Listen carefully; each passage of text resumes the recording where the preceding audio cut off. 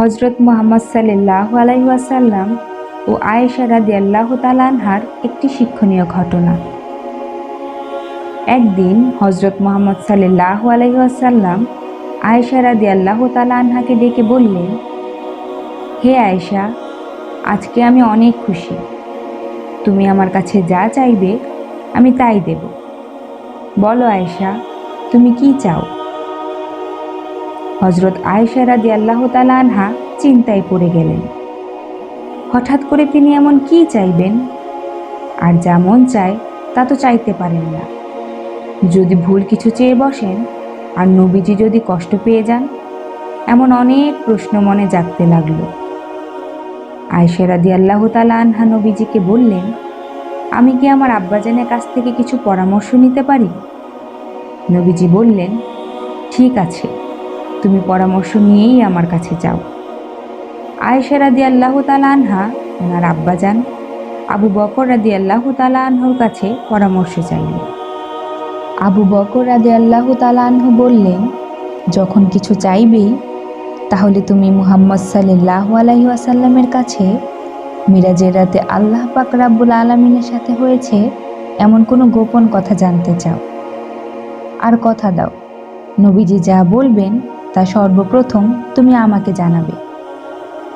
আয়েশা রাদিয়াল্লাহু তাআলা আনহা নবীজি সাল্লাল্লাহু আলাইহি ওয়াসাল্লামের কাছে গিয়ে মিরাজের রাতের কোনো এক গোপন কথা জানতে চাইলেন, যা এখনও তিনি কাউকে বলেননি। হজরত মুহাম্মদ সাল্লাল্লাহু আলাইহি ওয়াসাল্লাম মুচকি হেসে দিলেন, বললেন, বলে দিলে আর গোপন থাকে কি করে? একমাত্র আবু বকরই পারেন এমন বিচক্ষণ প্রশ্ন করতে। হজরত মুহাম্মদ সাল্লাল্লাহু আলাইহি ওয়াসাল্লাম বলতে লাগলেন, হে আয়েশা, আল্লাহ আমাকে মিরাজের রাতে বলেছেন, হে আমার হাবিব, তোমার উম্মতের মধ্যে যদি কেউ কারো ভাঙা মন জোড়া লাগিয়ে দেয় তাহলে আমি তাকে বিনা হিসেবে জান্নাতে পৌঁছে দেব। সুবহানাল্লাহ। প্রতিশ্রুতি মতো আয়েশা রাদিয়াল্লাহু তাআলা আনহা ওনার আব্বাজান হজরত আবু বকর রাদিয়াল্লাহু তাআলা আনহুর কাছে এসে নবীজির বলে দেওয়া এই কথাগুলো বললেন। কথাগুলো শুনে হজরত আবু বকর রাদিয়াল্লাহু তাআলা আনহু কাঁদতে শুরু করলেন। আয়েশা রাদিয়াল্লাহু তাআলা আনহা আশ্চর্য হয়ে জিজ্ঞেস করলেন, আব্বাজান, আপনি তো কত ভাঙা মন জোড়া লাগিয়েছেন, আপনার তো সোজা জান্নাতে যাওয়ার কথা, তাহলে আপনি কাঁদছেন কেন? আবু বকর রাদিয়াল্লাহু তাআলা আনহু বললেন, আয়েশা, এই কথাটার উল্টো চিন্তা করে দেখো। কারো ভাঙা মন জোড়া লাগালে যেমন আল্লাহ তাআলা সোজা জান্নাতে দিয়ে দিবেন, ঠিক তেমনি কারো মন ভাঙলেও আল্লাহ তাআলা সোজা জাহান্নামে দিয়ে দিবেন। আমি না জানি নিজের অজান্তে কত জনের মন ভেঙেছি। আল্লাহ যদি আমাকে জাহান্নামে দেন, সেই চিন্তাই আমি কাঁদছি। এই হলো আমাদের ইসলাম। দুনিয়ায় থেকে জান্নাতের সুসংবাদ পাওয়ার পরেও এইভাবে চিন্তা করেন।